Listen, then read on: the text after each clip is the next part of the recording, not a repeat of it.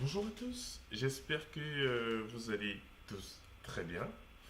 Je suis très heureux de vous retrouver pour cette première vidéo, on va dire, technique, cette première vidéo de la série Kubernetes, où nous allons, en la réalité, aborder les concepts de base. Là, on va préciser les fondamentaux. Donc, introduction à l'orchestration de conteneurs. Pourquoi est-ce qu'on orchestre des conteneurs? Donc, le plan est le suivant. Dans un premier temps, on va évoquer l'orchestration de conteneurs. Ensuite, on va parler des infrastructures immuables. Dans le troisième point, on va évoquer l'orchestration d'applications. Ensuite, pourquoi est-ce qu'on utilise Kubernetes, et notamment dans le cadre de ce cours. Et enfin, quelle est l'architecture de Kubernetes. Donc, sans plus tarder, on va entrer dans le vif du sujet. Alors, pourquoi faire de l'orchestration de conteneurs? Pour ceux qui ont travaillé avec Docker, on sait, par exemple, avec des conteneurs, démarrer un conteneur, l'arrêter, uploader des images dans un registre, bref, faire plein d'opérations sur les conteneurs. Mais imaginez maintenant qu'on a 100 conteneurs à gérer ainsi. Imaginez que nous sommes dans un environnement de production où on veut facilement mettre à jour nos conteneurs. Ça devient une tâche très difficile d'arrêter le conteneur, récupérer l'image, relancer le conteneur. Bref, ça devient intenable. Donc, quels sont les besoins dans une infrastructure de production? Dans une infrastructure de production, on va par exemple vouloir euh, être au courant de l'ensemble des services qui sont démarrés, de l'ensemble des conteneurs démarrés. Donc, on veut par exemple avoir une vue synthétique de cela. On veut par exemple dans une infrastructure de production faire du service discovery, c'est-à-dire pouvoir déterminer à la réalité quels sont mes services qui sont installés sur mon infrastructure. Donc, si j'ai une base de données, j'aimerais bien savoir, au travers du service discovery, que j'ai une base de données, j'ai une application web, j'ai bref tout ce que vous pouvez imaginer comme application déployée. Donc voilà, on a besoin de ça dans une infrastructure de production, de cartographier notre infrastructure. Et bien évidemment, et ce n'est pas en reste, il faut penser à la mise à jour. Alors on a trois méthodes dans le domaine de la mise à jour de software. Donc le running update qui permet, dans le cadre de mise à jour d'un certain nombre de conteneurs, d'arrêter progressivement les anciens conteneurs et de démarrer les nouvelles versions. Vous avez ensuite le Blue Green Deployment qui permet de tester la nouvelle release, donc la nouvelle version, dans un environnement de bêta-testeur et dès que c'est bon, de propager cela à l'environnement total de production. Comme exemple que j'aime souvent prendre dans les campus physiques, j'aime parler du cas de Facebook. Lorsque Facebook déploie une nouvelle fonctionnalité, alors la fonctionnalité en question est d'abord testée par exemple dans quelques États aux États-Unis. Et dès que la fonctionnalité est validée et qu'elle répond aux besoins comme il se doit, alors elle est généralisée dans le monde entier. C'est pour ça que certains, lorsqu'ils vont aux États-Unis, se rendent compte qu'ils ont plus d'options aux États-Unis, par exemple. On peut comparer ça à un système de Blue Green. On teste d'abord dans le Blue, donc bêta testeur, et on déploie ensuite dans le Green. Ensuite, on a le rollback. Le rollback est très important dans la mesure où, après une mise en production, qui, dans 70% des cas que moi j'ai eu à faire, s'est mal passé, alors il fallait revenir en arrière. Donc on a besoin d'outils automatisés qui orchestrent le fait de revenir en arrière. Et bien évidemment, on a besoin de scaler les services de façon indépendante. Ça veut dire quoi? Si on a une application et que pour une raison ou pour une autre, je prends une application de conversion de vidéo, on se rend compte que le module juste d'upload est très demandé, alors on s'arrangera à ne déployer que le module upload en plus et pas forcément toute l'application avec la base de données. Donc ça permet donc de gérer de la montée en charge de la scalabilité de façon indépendante des autres modules. Voilà. Donc, l'orchestrateur de conteneurs, à quoi est-ce qu'il doit répondre? Il doit nous permettre d'automatiser le provisioning et le management d'une infrastructure conteneurisée. C'est-à-dire démarrer et arrêter les conteneurs, faire du service discovery, load balancer entre les plusieurs nœuds du cluster, donc faire du load balancing. Ensuite, nous permettre de manager les secrets. Par exemple, si sur mon infrastructure, pour qu'elle soit déployée, mon application a besoin de variable d'environnement qui contient les logins et mots de passe, par exemple de mon Docker registre ici, c'est que je veux pousser mon image là-bas, alors il faut bien qu'il gère ces secrets-là, qu'il chiffre ces données importantes. Ensuite, on a besoin d'un cluster qui monitore les conteneurs et qu'il se monitore lui-même. Donc, que mon infrastructure se monitore elle-même et qu'il me monitore mes conteneurs. Donc, ça, c'est le besoin au final qu'on peut émettre. Alors, maintenant, on va voir la notion d'infrastructure immuable. Je vais vous montrer cela au travers d'un schéma. Tac.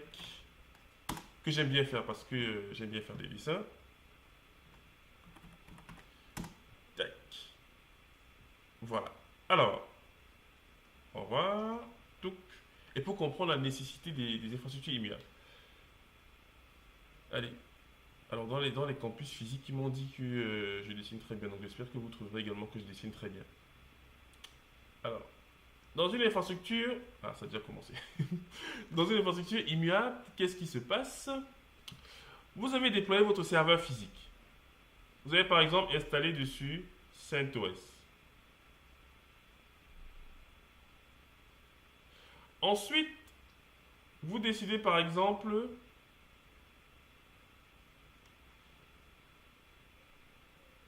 d'installer ensuite Apache.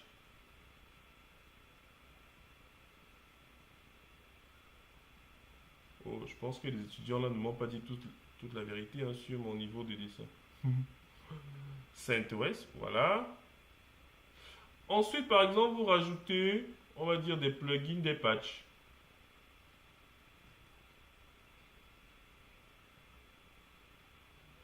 Donc, ça peut être des patchs de votre application ou des patchs du système, bien évidemment.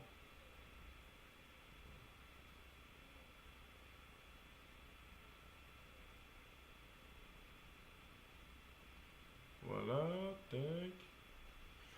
Voilà. Donc là, vous faites par exemple ça dans le temps. Donc on peut dire que tout ceci a eu lieu, on va dire, voilà, on va dire en 5 ans. 5 years. Voilà. Maintenant, imaginez que pour des besoins de haute disponibilité, on est dans l'obligation de mettre en place de la scalabilité. Donc, on souhaite avoir un serveur comme ça, avec les mêmes éléments ou à un état antérieur.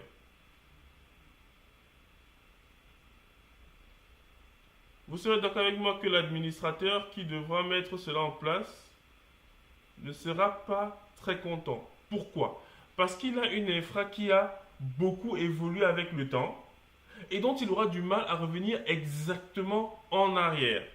Pouvoir, par exemple, redéployer un même serveur avec les mêmes caractéristiques.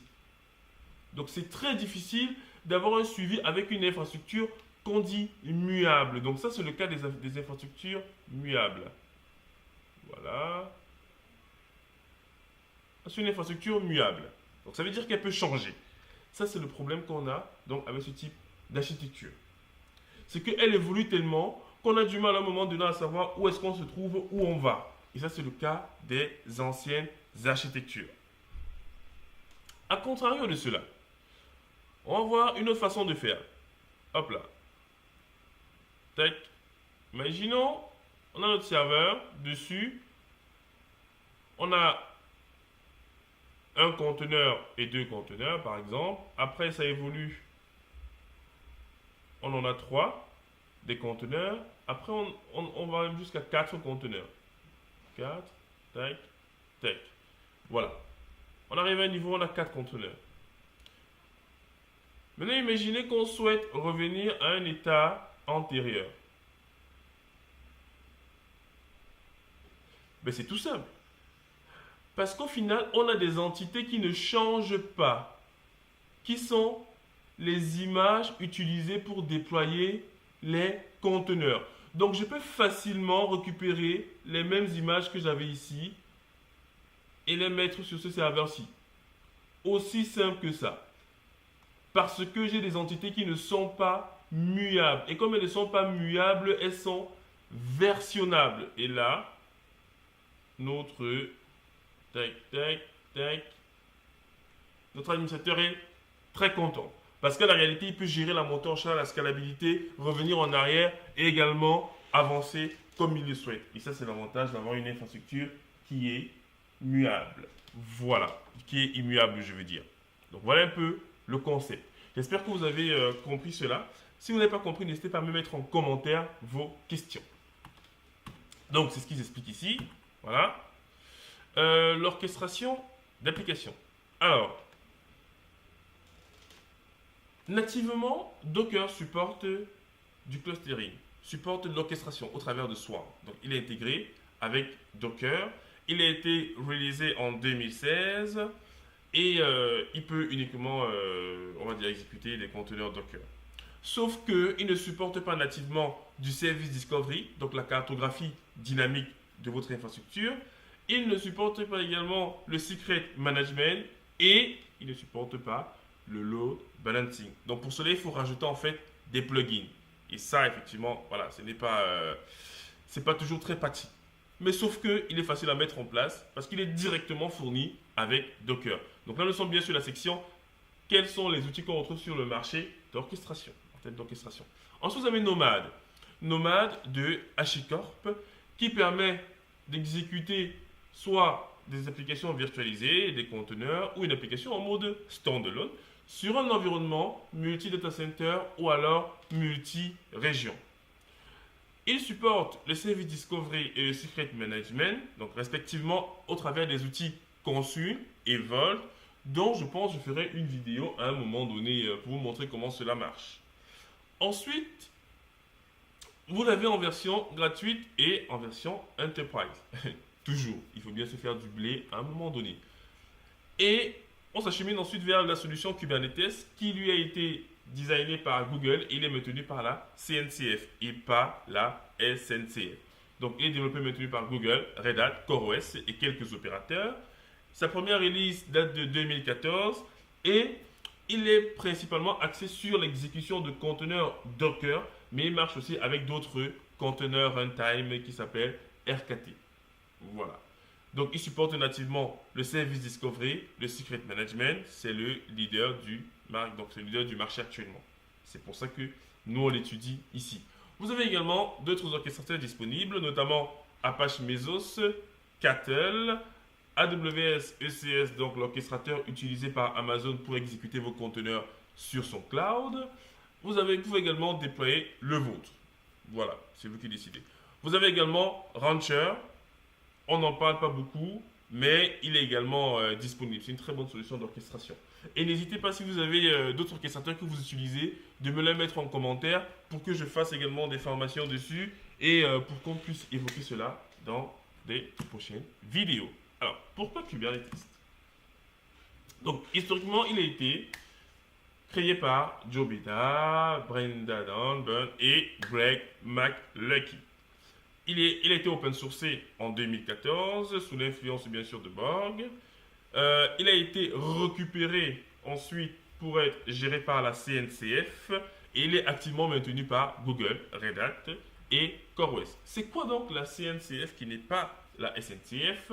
C'est une fondation donc de logiciels open source qui permettent de définir des normes, des règles afin qu'on puisse déployer facilement des applications de type cloud natif et pouvoir les maintenir bien évidemment. Maintenant, la CNCF fait partie de la Linux Foundation, donc la fondation Linux qui, elle, inclut les compagnies Google, IBM, Intel et Box. Donc, il y a un certain nombre d'applications qui font partie de ce projet-là, 14 en l'occurrence et on les verra. Les solutions d'orchestration, les conteneurs runtime, les applications pour le service mesh et plein d'autres. Donc, voilà le schéma, grosso modo, de ce qu'on a de nos jours dans le monde de l'informatique. On a tout cela. Ensuite, vous avez pour chaque catégorie les applications connues. Si je prends par exemple App Definition, vous avez le CDCI et vous avez ces outils-là. Au niveau de l'orchestration management, vous avez au niveau du Kubernetes, bon, lorsque c'est encadré, ça veut dire que c'est géré par la CNCF. Vous avez ça, CoreOS, qu'on verra dans la partie Kubernetes. Donc, c'est lui qui gère la partie DNS de Kubernetes. Vous avez également ceci. Au niveau des conteneurs runtime, vous avez les CNCF Incubating, donc voilà, CNCF. Vous avez aussi le RKT, qui est un autre conteneur runtime. Celui qui est le plus connu actuellement et qui est utilisé, c'est Docker. Vous avez également les solutions cloud native de networking. Et là, vous avez le CNI. Le CNI qu'on verra par la suite. Donc, c'est Container Network Interface. C'est lui qui permet de gérer la connectique réseau au niveau des interfaces de nos conteneurs. Donc, vous avez également d'autres projets qui sont incubés dans le CNCF. Et ce schéma est vraiment pertinent et je remercie le full prof de l'avoir mis à l'intérieur de ce document parce qu'il permet d'avoir vraiment une vue globale de ce qu'on est capable de réaliser actuellement dans le monde de l'informatique. Vraiment tout. Plateforme, Observability Analysis, bref, vraiment plein de choses. Voilà. Et en bas, vous avez les opérateurs cloud. AWS, Azure, Google, IBM, Huawei, Oracle, voilà. Alors, Kubernetes maintenant c'est quoi? Bon, je suppose que vous avez plus ou moins une idée de ce que ça permet de faire, mais je me permettrai tout au moins dans cette vidéo de vous donner une définition. Kubernetes, c'est un orchestrateur portable extensible, cloud ready, donc fabriqué pour le cloud, et qui nous permettre de gérer nos conteneurs et nos services, donc le déploiement de nos conteneurs et nos services. Il fonctionne sous la méthode déclarative, c'est-à-dire au travers de l'écriture de fichiers YAML ou JSON, qui nous permet de définir ce qu'on va déployer, qui permet de dire ce qu'on va déployer. Il fait également du self-healing, ça veut dire qu'il est capable de se monitorer et de savoir si tout va bien. Il est open source, développé en Go, donc pour les fanatiques de Go, développé en Go, et il est fourni sous la licence Apache 2.0.